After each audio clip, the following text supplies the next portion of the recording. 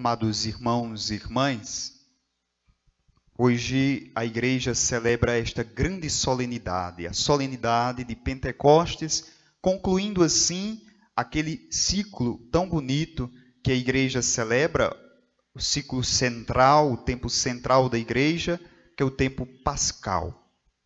Esse tempo oportuno que fazemos memória da paixão, morte e ressurreição do Senhor. No evangelho de hoje, nós ouvimos João relatar que no mesmo dia que Jesus ressuscitou, voltou para o Pai e antes disso soprou o Espírito Santo.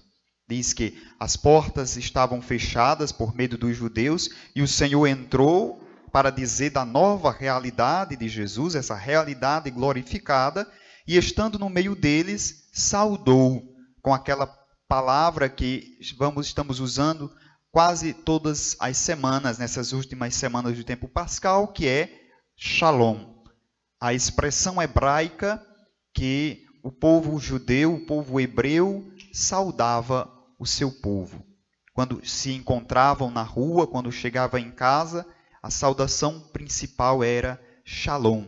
Ou seja, desejar ao outro a plenitude de todos os bens, a plenitude de todas as graças. Todos os dons necessários estavam implícitos nessa saudação. Quanto paz, para nós, muitas vezes, se reduz à ausência de guerra, para o contexto bíblico e hebreu, shalom, paz, é muito mais do que a ausência de guerra. A paz, para o povo hebreu, é a plenitude de todos os bens. Então, ouvimos no Evangelho que o Senhor, estando no meio deles, sopra e diz: recebei o Espírito Santo de Deus. O soprar, o vento na Sagrada Escritura sempre vai estar relacionado a esse Espírito. Claro que no Antigo Testamento não se falava de Espírito Santo. O Antigo Testamento usa a palavra ruá. Ruá é sopro de Deus, é o vento, é o sopro de Deus. Se lembra que o sopro significa a vida. Não é? O ar, para o contexto bíblico do Antigo Testamento, sobretudo, significava a vida. Por que é que era impossível ou não era permitido que alguém tocasse no sangue de alguém se sofresse uma facada ou alguma coisa do tipo, ou fosse assassinado? Porque o sangue, quando saía, ele borbulha. Significava dizer, o último respirar, a vida está saindo por aí. Não o sangue em si, mas as borbulhas que saíam, ou seja, o ar que saía do próprio corpo humano, significava a vida que está indo embora. Porque recordava-se lá no início, quando o Gênesis diz que, no segundo relato, Deus criou o homem do barro e soprou as narinas, ou seja, deu a vida através do hálito, ou seja, do ar. Então, no Antigo Testamento, esse ar, essa ruá, significa esse vento que dá a vida, que orienta, que conduz. Basta olhar o profeta, quando procurou Deus em todos os lugares, procurou Deus no trovão, procurou Deus na tempestade e encontrou Deus na brisa suave. Hoje, no Evangelho, diz que o Senhor soprou, ou seja, devolve à vida esse impulso vital que é o Espírito Santo para impulsionar os discípulos na sua missão.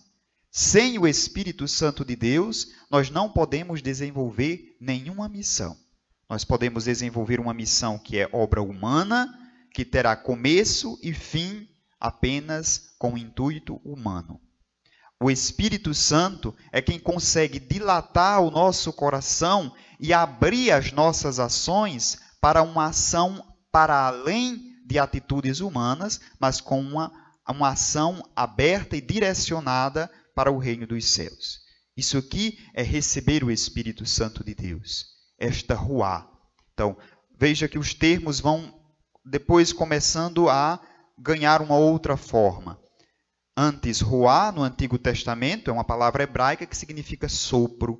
Depois, quando vão traduzir o texto do hebraico para o grego, eles traduzem ruá por pneuma. Pneuma significa ar também. Por isso, as palavras em português que se relacionam ao ar também vão vir da raiz do grego pneuma.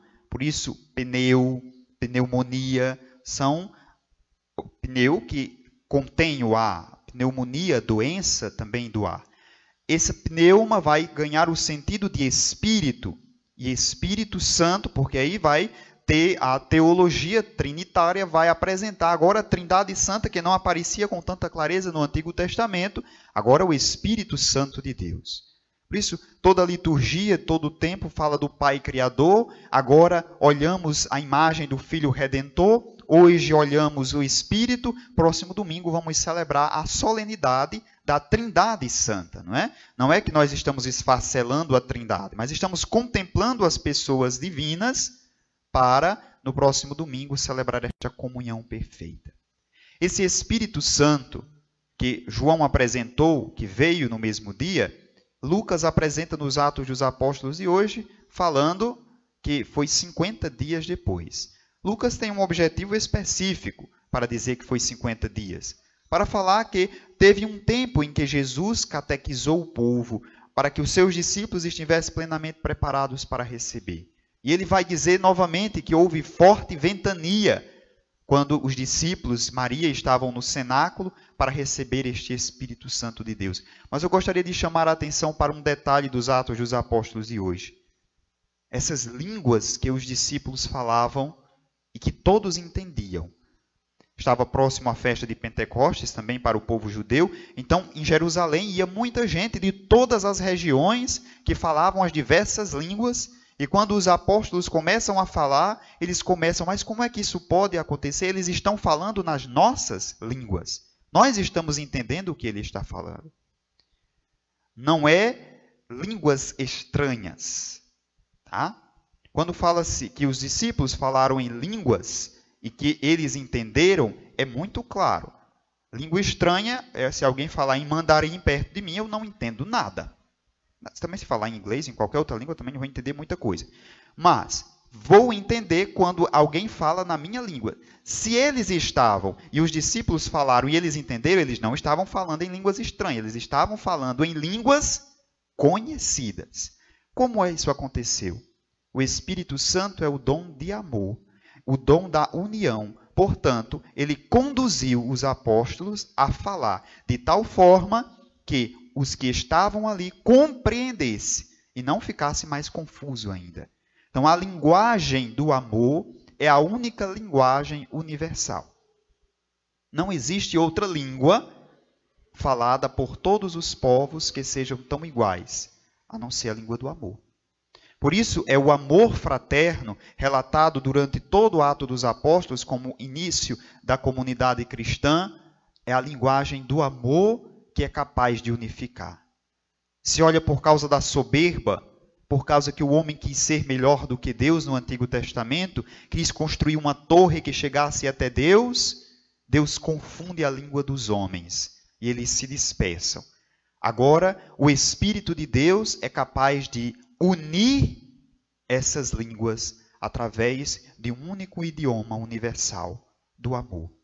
Por isso o amor ele é o mesmo em todo e qualquer canto do universo. E qualquer atitude de amor pode ser reconhecida por qualquer pessoa, independente de cultura, raça, língua, cor ou qualquer diferença física ou cultural que possa existir entre nós. Uma única linguagem é capaz de nos unir, o amor. Esse amor que faz com que a igreja também seja um corpo unido, a cabeça que é Cristo Jesus, como falou a segunda leitura de hoje. Há uma multiplicidade de dons e de carismas, mas um só é o Senhor, um só mesmo é o Espírito. A multiplicidade de carismas e de dons na comunidade não é para que uns se sintam melhor do que outros, mas é para que todos unidos se complementem. O problema é que na comunidade cristã nós vemos que alguém que tem um dom quer ser melhor do que o outro que não tem esse dom. Obviamente, se Deus me deu um dom, não deu o outro, mas o que ele deu ao outro não deu a mim. Eu não posso ter inveja dele porque ele tem esse dom e eu não tenho. Afinal, ele tem um que eu não tenho e vice-versa. O que eu preciso fazer é unir os dons para tornar a comunidade um corpo místico. A minha mão esquerda tem uma função que só ela faz, que a mão direita não pode fazer, que o pé não pode fazer, que a orelha não pode. Cada um membro do corpo tem uma função específica, e sem essa função o corpo se torna amputado. Por isso a necessidade da união de todos. E o Espírito é o sopro que unifica, é aquele que nós não vemos, mas que sem o qual o corpo não funciona. Tentemos ficar 1 minuto sem respirar. Logo nós começamos a passar mal se suportarmos 1 minuto sem o oxigênio. Então, Cristo é a cabeça, nós somos o corpo, o Espírito é essa força que nos impulsiona, que nos dá a vida. Por isso, deve ser, claro, o Espírito Santo aquele que devemos invocar sempre nas nossas ações, nas nossas atitudes, no nosso agir cotidiano. Muitas vezes, quando vamos tomar decisões, nós recorremos aos livros, nós recorremos à nossa inteligência, à nossa intelectualidade e esquecemos daquele que conduz a nossa vida. Então, o primeiro a ser consultado deve ser esse Espírito Santo, essa ruar de Deus, este sopro que conduz a vida para a felicidade eterna. É preciso recorrer ao Espírito Santo, como muitos adjetivos é utilizado, consolador, santificador, paráclito, tal. Mas eu gosto de uma expressão que uma vez visitando a comunidade de Tezê, que é uma comunidade ecumênica na Bahia, e um irmão dizia que o adjetivo mais bonito que ele acha para usar o Espírito Santo é o Espírito Santo, o perturbador. Parece que perturbar para nós é um sentido muito pejorativo, muito feio, até para usar para o Espírito Santo, mas se nós olharmos, de fato é. Quem se deixa conduzir pelo Espírito Santo não fica quieto. É perturbado o tempo todo. Não perturbado de um mau sentido, mas perturbar no sentido de não estar parado, mas estar antenado com a realidade, querendo transformar, querendo iluminar, querendo fazer com que a realidade se torne e seja diferente.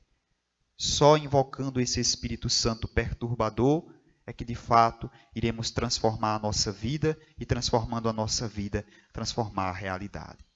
Peçamos, então, ao Espírito Santo de Deus que nos ilumine neste tempo difícil de pandemia, para que saibamos encontrar nas realidades do tempo presente as luzes necessárias para continuarmos sendo esses seres esperançosos, na certeza de que tudo vai passar, um novo tempo irá surgir e devemos sair dessa realidade, desse tempo, para um tempo novo, sendo novas criaturas. Louvado seja nosso Senhor Jesus Cristo. Para sempre seja louvado.